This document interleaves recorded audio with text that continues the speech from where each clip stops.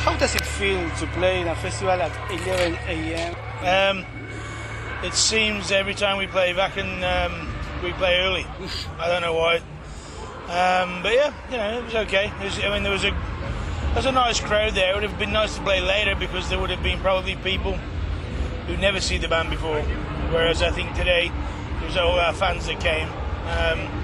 But it was cool. It was fun. But there were some changes with your place in the festival. You're playing tomorrow. Yeah, I mean, I don't know. What can I say? Every time we play here, there's a curse. Okay, there is a new album of the band early in this year, Time Waits for No Slave, with a great sound and production. How do you satisfied with the results of the album? Yeah, I mean, we're very, very satisfied. We have been working with Russ Russell, who produced the album, for 10 years now. He's a very, very good friend of ours, and we just continue working with him, and he gets better, and he encourages us to get better at what we do, and so we're really happy. I mean, when we do a new album, we put it together very, very quickly. So we never know, We hope it's all going to turn out fine, and fingers crossed it does, So yeah, we're happy. Everything's good. The songs are good. There's a good variation in the production. I think is very heavy, and there's lots of fast stuff, but there's also some more mid-tempo kind of headbanging kind of stuff. So it's a good mixture. I hope. In the Brink of Extinction is one example. It is a great song, very powerful and headbanging too. Yeah, I mean, I like to have a song on every album that has that kind of feel to it, and also Mitch wrote a lot of juggy sort of catchy riffs, amongst all the, and I wanted to do some crazy fast stuff. So all together, we managed to make a better album than Smear Campaign, which we thought was going to be hard to do, but Do you also take care of the production side, or just leave it to the people? Well, no, I mean, as I say, there's a guy, Russ Russell, who produces the album with us, but he works with us. He's the guy that knows all the technical know-how, but yeah, obviously, we will say to him, what we think and what we like, so we work it out together. This year there is a new NAPALM DEATH album and also a new Brutal Truth album. Is it a good year for grindcore? I hope so. I mean, I'm good friends with Brutal Truth. I have a band with Kevin and Danny called Venomous Concept. Yes. And we played a show actually a couple of weeks ago, our second one ever, but yeah, I think it's a good year, The new Brutal Truth album is really, really good, I think. It's one of the best ones for a while. Yeah. Do you think that the spirit of grindcore still remains today and in the young bands? I think so. There's a lot of young bands coming out. I mean, you look at bands like Needful Things from Czech Republic. You have Gadget from Sweden, Splitter from Sweden, Insect Warfare from Texas. There's many, many bands. I don't get to listen to everyone, but I like to pick out some bands, and I listen to them and go, okay, that kind of sounds like Napalm, but they kind of made it sound like this, and that makes me want to go and do a riff. Though it keeps things moving, It's like recycling grindcore. Yeah, that's good. But you market a way in the sense of that you include political lyrics and a political vision. Do you see that also? I think some bands do. Yeah, I mean, again, it's a lot of the grindcore bands from Czech Republic. I mean, they're. I mean, again, Needle Things are pretty political. Gadget again from Sweden. There's still a lot of bands pushing that kind of thing, and we always have done that. But there's a whole. Besides grindcore, there's so many different types that goes off. But there's still a political edge to a lot of the grindcore that comes out. It doesn't have to be that way, but it's good. Early this year, I spoke with Danny Leaker of Brutal Truth, and he told me that grindcore without ideology is not grindcore. Yeah, I suppose. I mean, I can agree with that, but I guess the majority of grindcore bands do sing the political lyrics, but not everyone. I don't think it has to be that way, but there's not many bands that don't go down that direction. Yeah. I think, but I probably agree with that, I guess. And in your spirit, grindcore feels the same as when you started? Yeah, to me, I had a little period maybe in the mid 90s where I sort of didn't lose interest, but I wasn't checking out as many bands. For the past few years, I've been getting a lot more into stuff again, and to me, I mean, you know, Napalm still has a big spirit to me. Yeah. One thing. Once you're finished with this interview, can you go back to the artist area or wherever you want to go? Because I have to take one journalist over to the artist area now. Pardon me? I have to take that journalist over to the artist area now to do an interview with Barney. Oh, okay, yeah. So, you find your way back to the artist area, or shall I pick you up here again? Oh, I'll go back, don't worry, I'm fine. Yeah? Yeah. Okay, thank you. Sorry. No problem. You like to have other projects that you mentioned, Venomous Concept or Lock Up in the past. What do you find in this project that you don't find in NAPALM DEATH? I mean, the case. I mean, Lock Up was probably more death metal than Napalm. Venomous Concept is more punk. I mean, tonight I play with Insidious Disease, which is Sven from Dimmu Borgir's band, and that's it. That again's more death metal. I play with Brujeria, you know. A lot of the time it's not just the music, it's just if I meet people that I'm really good friends with and I think they're cool people, I like to have fun as well, you know. And Venomous Concept, you know, is a very small band. Just because I'm in Napalm Death and Danny's in Brutal Truth doesn't mean people give a shit about Venomous Concept, but we're friends, you know, we've known each other for 20 years.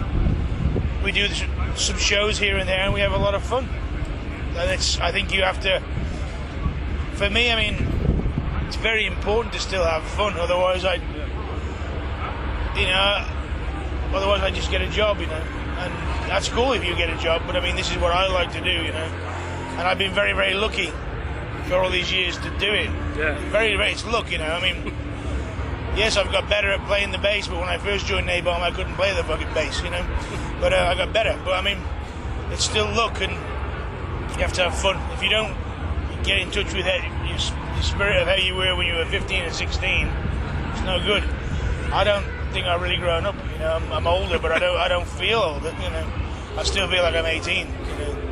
The bones ache more. Yeah, but the mind and the heart. My mind is 18, you know.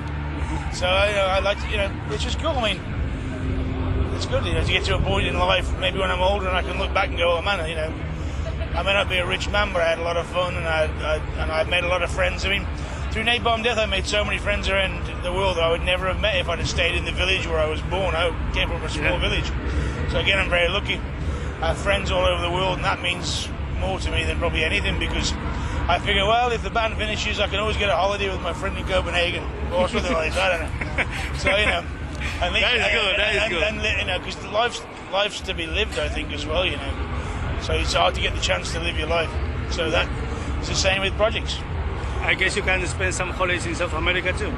Yeah. I have a few friends. I have a few friends there as well. Yeah. So yeah. This year I saw a cover of the Terrorizer magazine with you and Barney in the cover. Does it mean that you have the recognition that you deserve of the media in England? Well, I think I don't know. I mean, it's not really a case of whether we deserve it or not. I think it was just that Terrorizer really wanted to get behind the band, and so did Decibel magazine in the States. So yeah, we surprisingly had a few covers, which normally we don't really get, and I mean, it's just nice. I mean, when we do an album, you know, we hope it's going to be better than the last album, but you never know.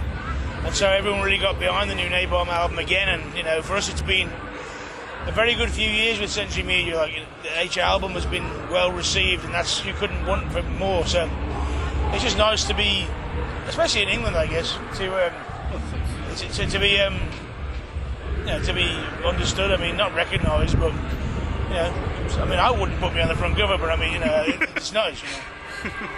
Okay, it seems that you have found your label finally. It seems that you have finally found your label to stay. Yeah. I mean, we're very, very happy with them. I mean, they did an awful lot of press for the band. I mean, we can always talk to them. Yeah, I mean, you know, sure you have problems, but it's nothing we can't work out. The problem we had with Earache, we were with for a long, long time was the fact that, you know, we Napalm and Earache came from a very small bit.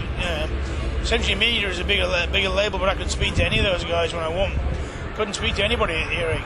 The main guy was like, "Oh, I'm not answering the phone." It's more direct, yeah. And it's just like, well, this, you know, if you're at EMI, or I can understand, but I've known you for years.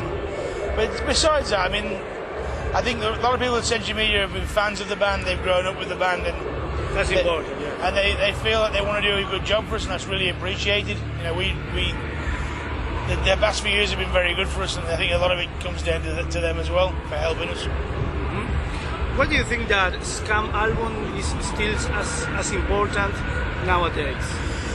I mean, I think any band that is an innovator or a changer in people's eyes, the first album's always very, very important. I mean, in England, from Enslavement actually kind of went past that in England, you know, the second album, but Scum is always, you know, people always remember the first albums, you know. And so, you know, any young kid who wants to listen to Napalm Death, they're going to probably bump into some guy who's 35 and say, "Oh, check out Scum," you know. But Napalm Death's a very strange band, because I speak to a lot of people who have different favourite albums, you know. In America, they got Harmony Corruption. That was their main one. It's weird, but first albums are always monumental, I guess. You know. In your opinion, your own choice? I'd say it's a difficult one. It's very hard for me because the first album, I guess. I mean, I like From Enslavement to Liberation. I was very proud of Utopia Banished when Danny came in. You know, Danny was young; he'd never played in the band before and did really well. I'm also really happy with the new album, and then last. I mean, you know, I like everything for different reasons. You know, it's very hard to pick one album and say that's my favourite Napalm album. Because if I said the new one, then that's typical. If I say an old one, then that's kind of putting the new one down. So you're kind of trapped. But you have a lot of choose. Yeah. Shall we expect Leaders Not Followers Part 3? We talk about it. It's just a matter of time, I think, and finding that time. It doesn't take us that long, because when we worked on the second one, we had like 50 tracks that we wanted to do. So we have a lot of bands that we can cover. So hopefully we'll do one. You know, it's kind of fun to do that. You know, it's interesting to go back and listen to the old bands the way, because most of the old bands, you know, you couldn't play that well. So they write songs differently, better. They're more not primitive, but from the heart in a way. It has to come from the heart. But as you start learning to play better, you start learning about 4 and 8 and 12. Where the old bands would be like 3 and 3.5. All these weird timings, and that's kind of fun. So probably, yeah. Okay. What do you remember of your shows in South America? Well, it depends which country. I mean, I've been to a lot. Brazil, Argentina, Chile. Yeah, I mean, the first time Napalm played with Brazil was with Sepultura in 1990. We had 3 shows. We played with Ratas de Pereira as well. Really great time for me. Met a lot of good friends there. First time Napalm played in Mexico City was with Sacred Reich in '91. Always great crowds for me. And we played Paraguay, didn't we, a long time ago? Paraguay? Yeah, a long time ago.